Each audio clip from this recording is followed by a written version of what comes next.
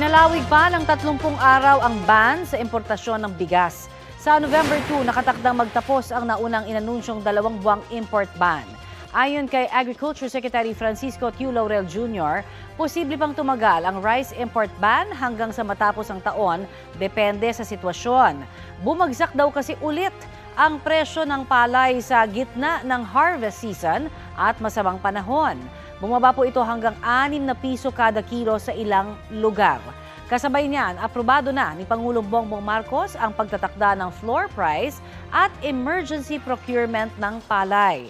Magdadagdag din ng mga bodega para makabili ang gobyerno ng mas maraming ani sa halagang 17 pesos kada kilo ng wet palay. Sabi pa ng Agriculture Department, pinag-aaralan ng pamahalaan ang muling pagtaas ng taripa sa bigas. Sa latest monitoring ng Department of Agriculture sa ilang pamilihan sa Metro Manila, naglalaro mula 30 hanggang 64 pesos ang kada kilo ng imported rice, depende sa klase. Nasa 33 hanggang 65 pesos per kilo naman ang local rice, depende rin po sa klase.